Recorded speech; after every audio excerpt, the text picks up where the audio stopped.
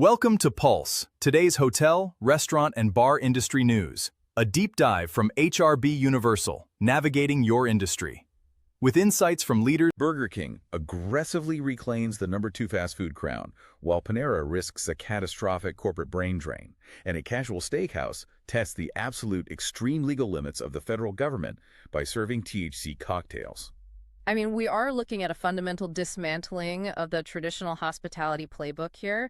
The conventional strategies of, well, the last 2 decades, they've been entirely discarded. And what's emerging in their place is a landscape defined by just pure, unadulterated adaptation.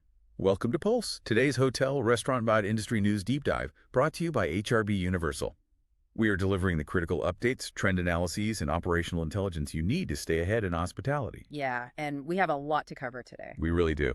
Today we are tearing into a massive stack of restaurant, bar, and hospitality industry intelligence. We've got comprehensive data and dispatches from August 2026 reports across CNBC, Restaurant Business, Nation's Restaurant News, FSR, and Media Post. Right, all the heavy hitters. Exactly.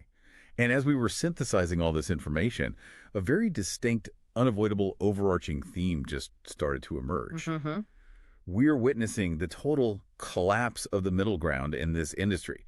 You're either engineering the absolute most efficient four-wall financial model in your specific category, or you are deploying the loudest, most disruptive brand strategy imaginable. Yeah, there is zero safety in the status quo anymore. I mean, none. None at all. Yep. So considering the velocity of change we are seeing from single-unit franchisees all the way up to multinational corporate boardrooms, I have to ask, is this level of disruption just a temporary economic hangover from the inflation and supply chain chaos of the early 2020s? Or are we looking at the permanent new reality of dining? Oh, it's undoubtedly the permanent new reality. Really? No going back? No, because the foundational consumer value equation has just broken down entirely. I mean, it had to be rebuilt from scratch. When inflation pushed everyday fast food prices into what used to be considered a premium tier, Right. the physical reality of many of those restaurants just remains stuck in the past. So to really grasp the sheer scale of this disruption, we have to set the stage by looking at the bloodiest, most high-volume sector in the entire industry, which is the drive-through window. Yeah. The trenches. Exactly. The multi-billion-dollar market share shift that just rewrote the fast food hierarchy is it's the perfect lens through which to view this new reality. The burger wars haven't just reignited, they've fundamentally changed the rules of engagement. They really have. And the casualties are mounting rapidly. Let's just dig right into this CNBC report because the financial divergence here is, well, it's staggering. It's massive. To frame this for you, McDonald's remains the untouchable #1. They hold a massive 48% market share. They just operate in a completely different gravitational pull at this point. Yeah, they are essentially their own macroeconomic weather system. I mean, their real estate portfolio alone insulates them from the kind of trench warfare we see further down the chain. But that trench warfare for the silver medal, that is where the real story is. Because for 6 years, Wendy's successfully defended that #2 spot in the U.S. burger chain hierarchy. Right, they were holding steady. Exactly. You look back at 2024, Wendy's was holding roughly an 11.4% market share, keeping Burger King at bay around 10%. But the data dropping today shows Burger King has officially dethroned Wendy's by system-wide U.S. sales. And it isn't just a slight edging out either. It's a dramatic reversal of fortunes between two legacy brands that operate in the exact same economic climate and, sell fundamentally the same core product. It's a canyon. I mean, look at the Q2 numbers. Burger King posted a U.S. same-store sales growth of positive 8.5%. Which is huge. Yeah, that marks their 5th straight quarter of growth. Meanwhile, Wendy's slipped negative 7%, which is their 6th straight quarter of shrinking sales. That's a 15.5% swing. It's unbelievable. So if we look under the hood of Burger King's parent company, Restaurant Brands International, what exactly did they do right with their Reclaim the Flame strategy? Well, it's a brilliant study in corporate discipline. So Reclaim the Flame was a $400 million turnaround plan. But crucially, RBI didn't just dump that capital into top-of-funnel national television ads. Which is usually the go-to move, right? Exactly. When foot traffic falls, the classic lazy corporate response is to just buy more commercial time during Sunday football. but instead they co-invested directly with their franchisees to modernize the actual physical plant. Okay, so the buildings themselves. Yeah, we are talking extensive physical remodels, completely overhauling the kitchen flow, deploying modern kitchen display systems for routing, and upgrading the physical dining environment. Well, I want to stop you there and push back on this a bit, because I look at these P&L statements pouring millions of dollars into fresh paint, new signage, and slicker digital menu boards, and I have to wonder about the actual psychology of the consumer. Okay, fair. You've probably felt this yourself. If you're driving down the highway at 6 p.m., you're exhausted, trying to feed your family. Does a remodeled facade actually manipulate your psychology enough to choose a Whopper over a Baconator? It just feels like corporate fluff covering up menu stagnation to me. Does a new coat of paint really sell more burgers? It absolutely sounds like fluff until you analyze the cognitive dissonance happening at the point of sale today. Yeah. Let's look at the psychology of pricing. Fast food prices have hyperinflated over the last 5 years. Oh, heavily. Right. A premium combo meal is routinely pushing $13, sometimes more. So imagine a guest pulling into a parking lot with faded striping. They speak into a crackling 1998-era analog drive-through speaker, and they look through the window into a dining room with flickering fluorescent lights and peeling laminate booths. Yeah, that's not a great vibe. It's terrible. Their brain immediately registers friction. They feel extorted. They're being asked to pay premium 2026 prices for a bargain bin 1998 environment. Ah, I see. So they are unconsciously linking the degraded quality of the physical building to the perceived quality of the food and the value of their dollar. Precisely. The physical environment must stabilize the perceived value proposition. So by forcing capital expenditure into the physical plant, Burger King elevated the perceived environmental quality to match the reality of their modern menu pricing. That makes total sense. Right. When the building looks crisp, highly digital, and flawlessly maintained, the consumer naturally assumes the back-of-house operations like the cleanliness, the food safety, the ingredient quality are of an equally high standard. It validates that $13 receipt. Which makes the current failure at Wendy's even more glaring. While Burger King executed this unified physical turnaround, Wendy's looks like they are suffering from severe C-suite whiplash. Total whiplash. Just look at their leadership timeline over the last few years. Todd Penegor was their CEO for 8 years. He brought stability. He successfully launched their breakfast daypart, but then he retired. They brought in Kirk Tanner from PepsiCo, and he lasted barely a year before bolting. Then the CFO, Ken Cook, had to step in as interim just to keep the lights on until they finally poached Bob Wright from Potbelly this past May.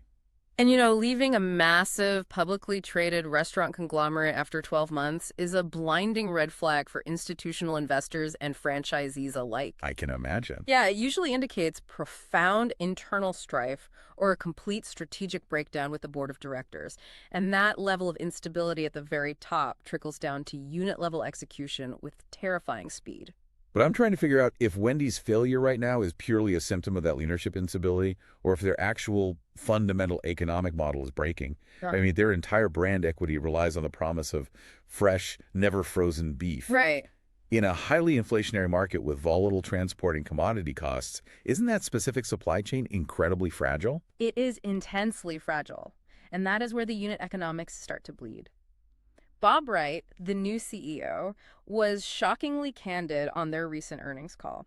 He outright admitted that their quality differentiation has eroded, their value proposition weakened, and that these operational failures created immense pressure on the restaurant economic model. Wow. Yeah. When a sitting CEO publicly admits the financial model is buckling, the internal metrics must be dire. Because of the fresh beef, right. I mean, their margin for error on inventory forecasting is basically zero. Exactly. Let's walk through the mechanics of that. If you run a burger concept that uses frozen patties and a new CEO cuts local marketing spend, causing your foot traffic to dip by 10% for a month, it hurts. But you don't lose your inventory. You just keep it in the freezer. Exactly. You just keep the patties in the freezer. But Wendy's relies on fresh beef. If traffic unexpectedly dips, you end up throwing away massive amounts of spoiled, highly expensive protein. That food waste goes straight to the bottom line, instantly compressing your margins. And when franchisees start taking massive hits on food waste and they don't trust the overarching corporate strategy because the CEO changes every 12 months, they just go into survival mode. Absolutely. I've seen this happen. They freeze all capital expenditure. They stop fixing broken ice machines. They delay parking lot repairs. And most dangerously, they slash hourly labor to protect whatever margin they have left. Which just initiates a death spiral. You slash labor, so the drive-through times spike. The dining room doesn't get bussed, so it looks filthy. The guest experience implodes, which drives traffic down further, leading to more food waste, leading to more labor cuts. It's just a vicious cycle. It is. Burger King avoided this by locking in a singular strategic vision and helping fund the remodels. Wendy's lost that discipline. If you are operating a franchise system, your physical plant's perceived quality has to match your menu pricing. And you can only achieve that if the franchisees trust the long-term vision of the board. That dynamic of extracting margin in a difficult climate brings us to a brand that is currently executing their operational matrix flawlessly, and that's El Pollo Loco. Oh, yeah. They are crushing it. While Wendy's is bleeding market share and struggling with the cost of fresh beef, El Pollo Loco, under their new CEO Liz Williams, is engineering a margin expansion that most operators would consider mathematically impossible right now. The numbers detailed in the Nation's Restaurant News Report are genuinely phenomenal. Q2 same-store sales rose 3.9%, but more impressively, their restaurant contribution margin expanded to 19.5%. That's staggering. And they are pacing rapidly toward a 20% goal. Which is wild. For context, hitting nearly a 20% contribution margin in the fast-casual chicken sector, especially considering the current volatility in poultry commodity pricing and aggressive minimum wage hikes across their key markets, is an absolute masterclass in menu engineering. And they achieved this without just indiscriminately slashing expenses. They actively grew top-line sales, driven by a 13% jump in digital sales, which now account for 30% of their system-wide total. And they're opening 18 to 20 new restaurants, even just debuting in Idaho. So how do they fundamentally change consumer behavior to achieve that? Because when I think of El Pollo Loco, I think of a traditional bone-in chicken meal with beans, rice, and tortillas. Right, a full spread. To me, that is an incredibly high-friction meal. You need a knife, a fork, and a stable table. You cannot eat that while navigating stop-and-go traffic on the highway without ruining your car's interior. That high friction is exactly what they identified as their core limitation. A heavy sit-down meal inherently limits your demographic reach, specifically locking out Gen Z and highly mobile consumers who over-index on convenience. Yeah, so Liz Williams and her team recognized the ceiling and engineered entirely new products to exploit those demographic gaps. They launched Loco Tenders and Loaded Quesadillas, intentionally pricing the quesadillas just under the $10 psychological barrier. So they essentially built highly portable one-handed food to capture the mobile demographic that previously ignored the brand because the core menu was too cumbersome. Exactly.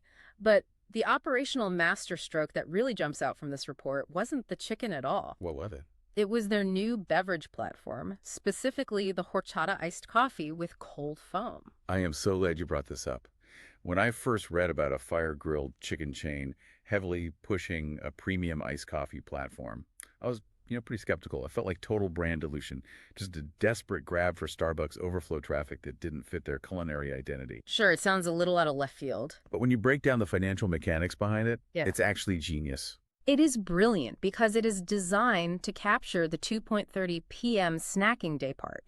We need to think about the physical and financial realities of a restaurant building at 2:30 in the afternoon. Right. The lunch rush is completely over. Dinner is still hours away. The dining room is dead. But look at your overhead. The air conditioning is running, the fryers are maintaining temperature, your hourly labor matrix is on the clock, and the salaried manager is in the building. Your costs are basically the same. Exactly. Your fixed operational costs are practically identical to what they are at peak noon, but your revenue generation has flatlined to zero. So you're bleeding cash every minute during that lull. But by introducing a highly aesthetic, culturally relevant specialty beverage like a horchata iced coffee, you're selling an item with astronomical gross margins. You are giving a younger consumer a reason to cross the threshold during a dead zone. Precisely. The overhead for that specific sale is already sunk. You are paying the cashier and the electricity bill anyway. Yeah. So every dollar of gross profit from that $5 iced coffee drops almost entirely to the bottom line. That exact mechanism is how you push a restaurant contribution margin from 18% up toward 20%.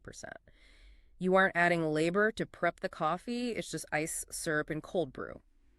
You are ruthlessly monetizing your existing building and your fixed labor matrix when the core menu isn't moving. That's a huge operational takeaway. It is. Every operator out there needs to audit their daily traffic lulls. If you have an empty dining room between 2 p.m. and 5 p.m., you need to engineer high gross margin, low prep items specifically designed to cover your fixed costs during those hours. It requires a tremendous amount of operational discipline and data tracking to execute that effectively, which leads us to a brand that is currently orchestrating a massive, deeply disruptive structural change to try and secure that kind of digital discipline. Yes. Let's talk about Panera. According to MediaPost, Panera is uprooting its foundational corporate headquarters from St. Louis, Missouri, and relocating it to Newton, Massachusetts, deep in the Boston suburbs, by July 2027.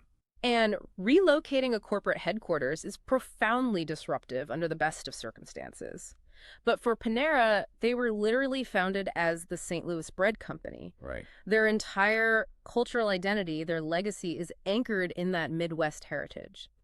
This move is being spearheaded by their new CEO, Paul Carbone, who formerly held executive roles at Dunkin' and Shark Ninja, both of which are very Boston-centric brands. He announced this move as a critical support pillar for their new Rise strategy. I really struggle with this strategy because changing a corporate culture or pivoting to a digital-first model doesn't inherently require moving across the country. Why risk the catastrophic brain drain? It's a huge risk. If you move to Boston, you are going to lose veteran supply chain directors, local lease negotiators, and institutional operational experts who simply refuse to uproot their families from Missouri to move to one of the most expensive housing markets in the United States. And we are already seeing the casualties of this decision. Exactly. Their chief marketing officer, Mark Shambura, flat out refused to relocate and left the company. He was instantly replaced by Andrew Rubin, who came over from CAVA at McDonald's. You're right to point out the trauma of losing that institutional knowledge. But we have to look at the cold, hard calculation Carbone is making here. He is intentionally breaking the legacy machine. Oh, so? Well, he believes the existing St. Louis infrastructure simply cannot attract the elite digital, technological, and data analytics talent that is heavily concentrated in the Boston corridor. But wait, how does losing your veteran lease negotiator actually help you sell more bagels and salads?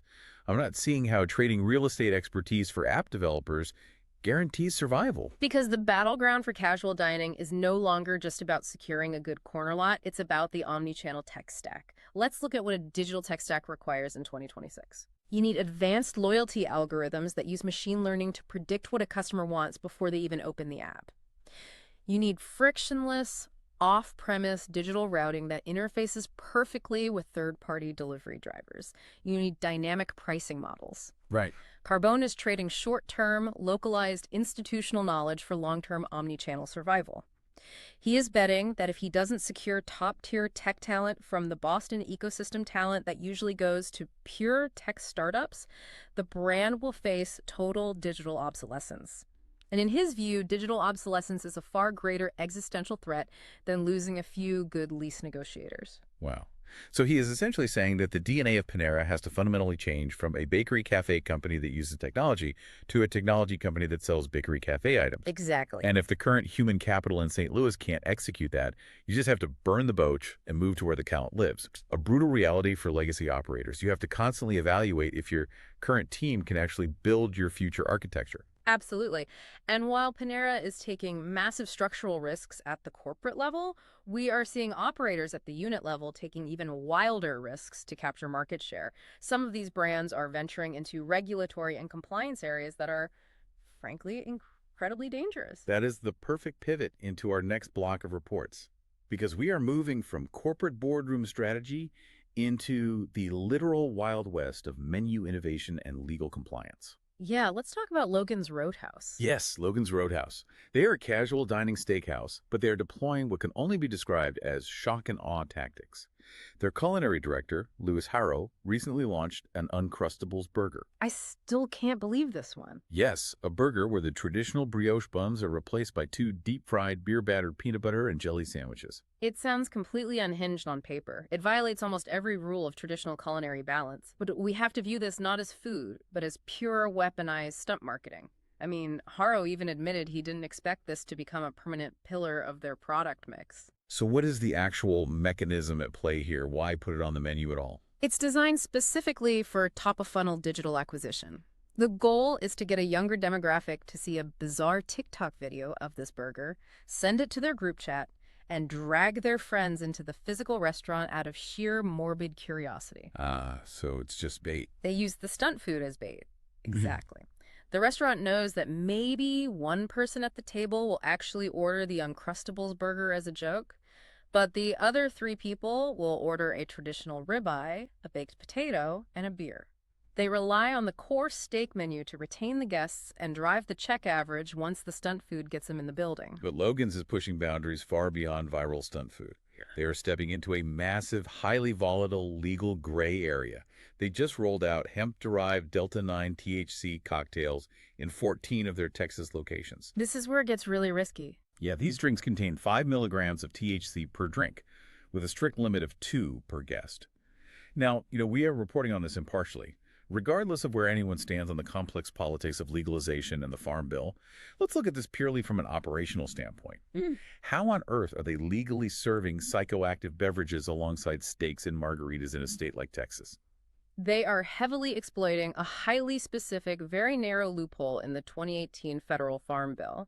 The bill legalized hemp and its derivatives, provided the Delta-9 THC concentration remains below 0.3% on a dry weight basis. A dry weight. Now, this was originally intended for industrial hemp and CBD products, but because the volume of liquid in a cocktail is so high and heavy, putting 5 milligrams of THC into a heavy beverage easily falls under that 0.3% legal threshold on a dry weight ratio. Oh, wow. This is despite the fact that those 5 milligrams have the exact same psychoactive pharmacological effects on the human brain as marijuana-derived THC. Okay, so the math on the dry weight basis makes sense for how they are legally sourcing it. But from a liability standpoint, this is terrifying to me. Oh, it's a nightmare. Let's talk about dram shop liability insurance. For anyone unfamiliar, dram shop laws essentially mean that if a bar overserves a patron and that patron leaves and gets into a car accident, the liability can fall squarely on the restaurant that served them. How does an operator even begin to insure against a guest mixing a psychoactive THC cocktail with a heavy dose of alcohol? Doesn't this put their insurance premiums into a complete tailspin? It is an underwriter's worst nightmare, which is exactly why Logan's had to construct absolutely ironclad operational guardrails. Their servers are strictly forbidden from serving these THC cocktails to guests who are consuming traditional alcohol. So no mixing. 0. As a guest, you must explicitly choose one path or the other at the start of the meal. You cannot have a margarita and a THC cocktail. Furthermore, there is a hard cap of 2 THC drinks per person, tracked meticulously by the POS system. But even with those guardrails, building a high-margin revenue stream on a legislative loophole feels incredibly risky. A single state legislative session or a clarification from the DEA could close that dry weight loophole and instantly criminalize their entire beverage inventory overnight. It is the definition of high risk, high reward. If you are an operator venturing into these regulatory gray areas or extreme stunt marketing, you must establish militant internal training and compliance protocols. You cannot afford a single server making a mistake on a busy Friday night and cross-serving alcohol and THC. Your liquor license, your liability metrics, and your entire business are on the line. And that operational fragility isn't just limited to legal gray areas. We're seeing immense fragility in the physical supply chain and the capital structures of the industry right now. Let's look at the recent reports on Sweetgreen and the broader bankruptcy wave sweeping through multi-unit operators. Sweetgreen is a fascinating case study in supply chain vulnerability. They had massive momentum building behind their new wraps menu. I mean, it was driving traffic and increasing check averages, and it was entirely derailed overnight by a cyclospora outbreak in their supply chain. Walk us through the exact mechanism of a cyclospora outbreak, because it's not like a freezer breaking down where you just lose a little inventory, right? Not at all. Cyclospora is a microscopic parasite, usually linked to fresh produce.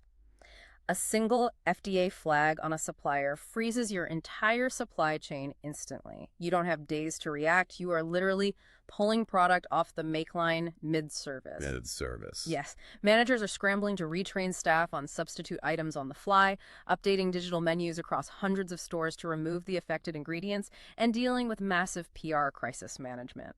One contaminated batch of lettuce or cilantro can vaporize years of consumer trust and brand equity. And while Sweetgreen is dealing with biological supply chain issues, other Highly sophisticated multi-unit operators like Pahakis Restaurant Group are dealing with capital supply chain issues. They just filed for Chapter 7 bankruptcy. We aren't just talking about undercapitalized mom-and-pop closures anymore. We are seeing massive, supposedly well-funded groups collapsing. This is where we have to talk about mezzanine debt. During the 2021 expansion boom, money was cheap. Operators were expanding rapidly, and many took on mezzanine debt to fund that aggressive growth. Let's break down mezzanine debt for a second because it's a term that gets thrown around in financial reports a lot.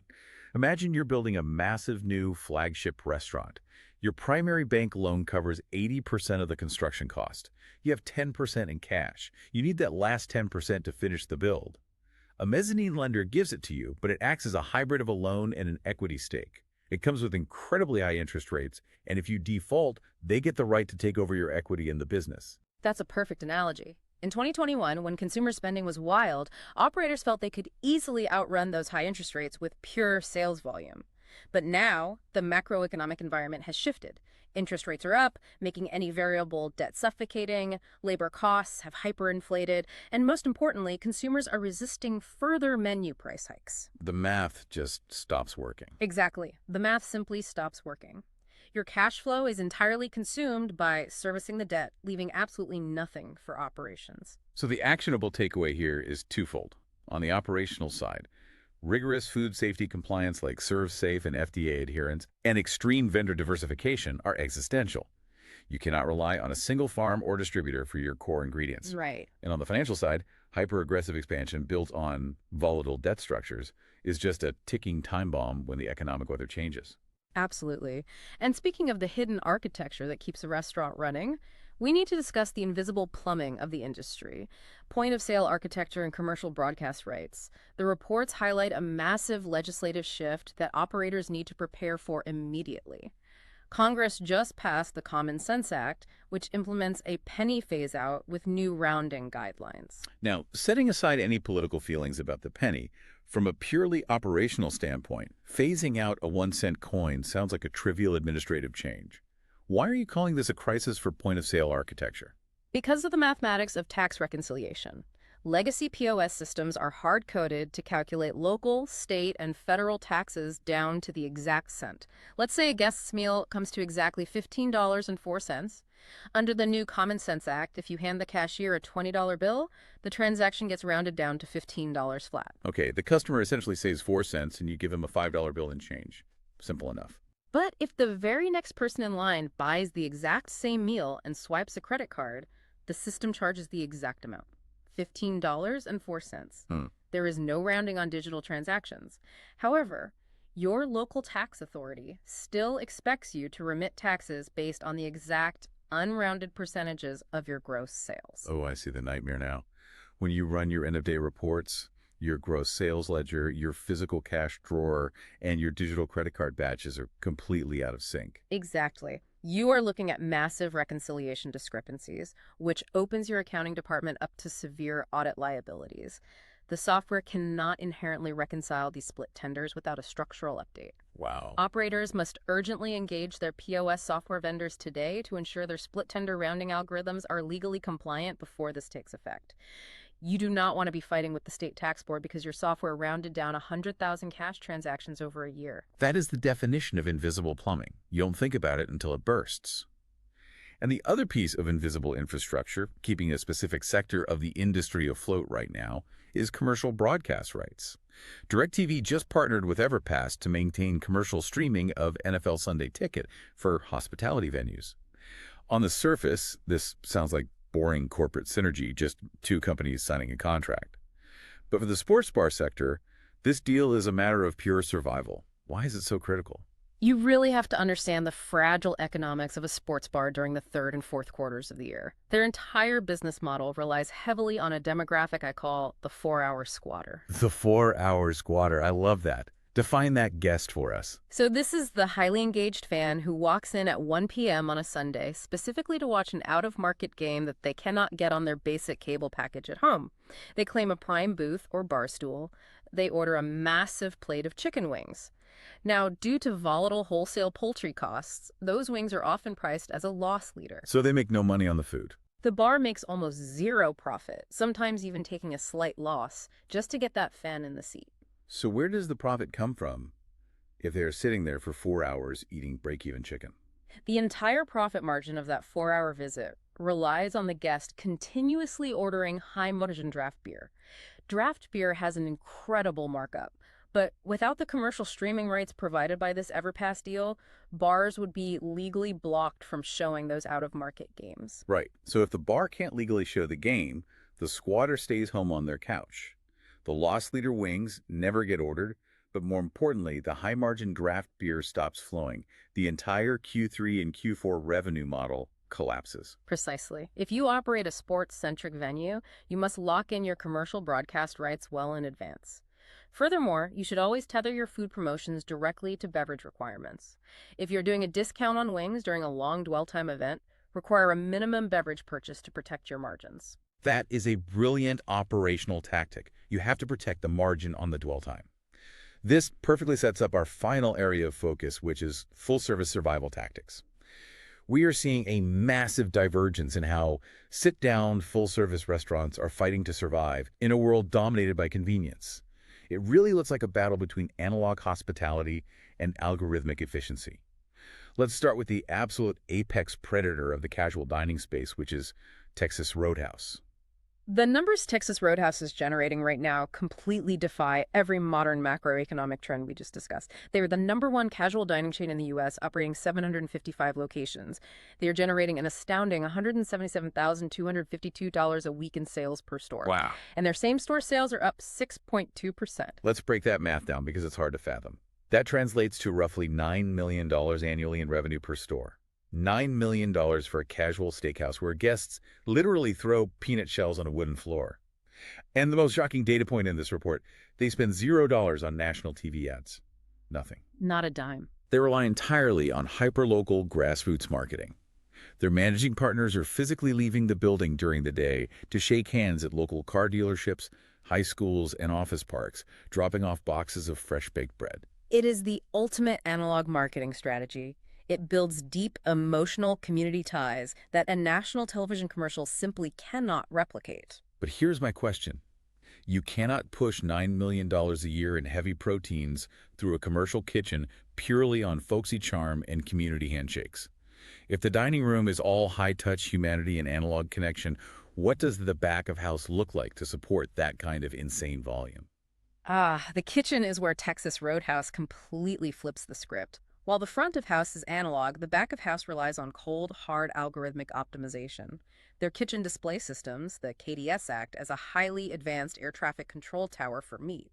How does that actually function during a Friday night dinner rush when you have 100 different steaks ordered at different temperatures? To cook that volume of steaks to precise temperatures without the kitchen devolving into total chaos requires algorithmic precision. When a server rings in a ticket with a well-done ribeye, a medium-rare sirloin, and a side of fries, the KDS doesn't just display the ticket to the cooks, it auto-paces the entire meal. Auto-paces? Yeah, it calculates the exact cook time for the well-done steak, accounts for the necessary resting time so the juices don't bleed out on the plate, and tells the grill cook exactly when to drop the medium-rare steak so they both finish at the exact same second. It then alerts the fry cook precisely when to pull the hot sides out of the oil. So the algorithm ensures everything hits the expediter's pass, simultaneously hot, perfectly rested, and ready to run. This eliminates the bottleneck of cooks waiting on each other. It lowers ticket times, turns tables faster, and ultimately drives that $9 million average unit volume. They use humanity to build the emotional moat in the dining room, but they use algorithmic optimization to turn the tables in the back. Exactly. Now, contrast that aggressive, volume-driven algorithmic approach with Outback Steakhouse, which is engineering a turnaround by focusing intensely on the psychology of the dining room floor. Outback recently held its first general manager conference in 7 years, featuring their founder Tim Gannon, to boost middle management morale.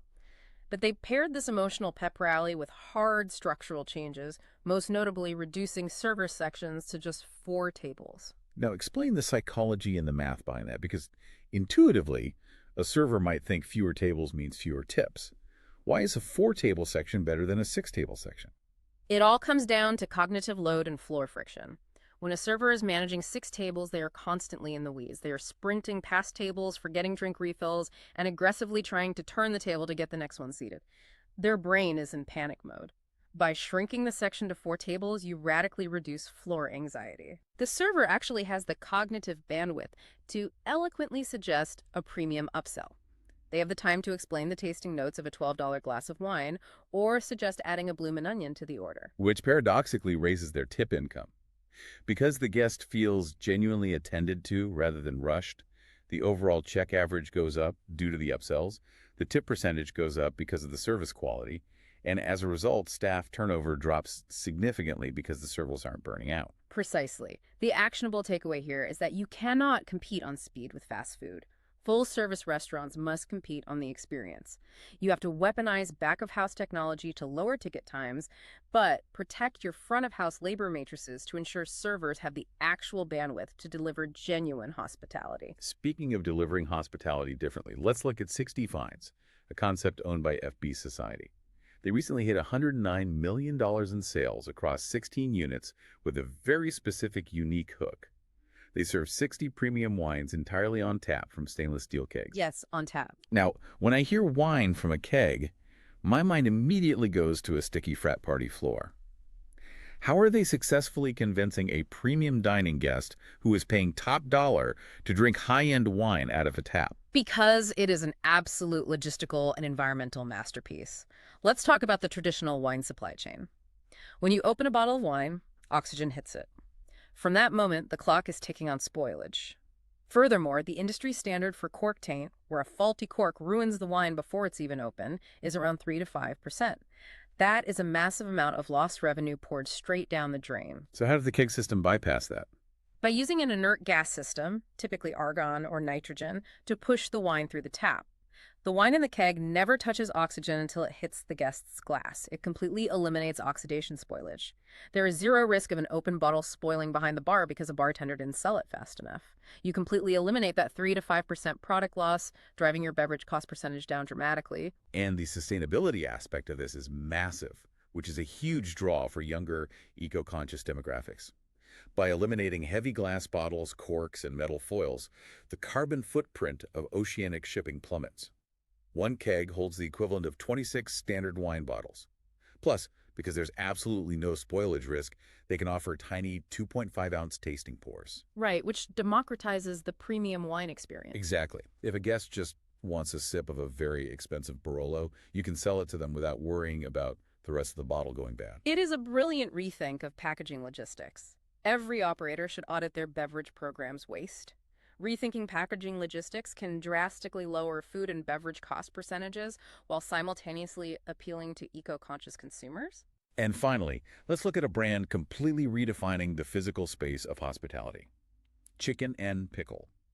They currently operate 13 sprawling locations, but instead of the high-tech VR simulators or digital golf bays their competitors are installing to attract guests, they are taking over distressed big-box retail spaces to offer purely analog entertainment. We're talking about bingo, morning yoga, and massive pickleball courts. What's truly remarkable about their strategy isn't just the pickleball, though. It's their adaptive programming. They intentionally host specific times for guests on the autism spectrum, utilizing dim lights and softer balls to reduce sensory overload. They also run specialized programming for deaf and blind guests. In an oversaturated digital world where everyone is staring at a screen, you're building physical, highly inclusive community moats.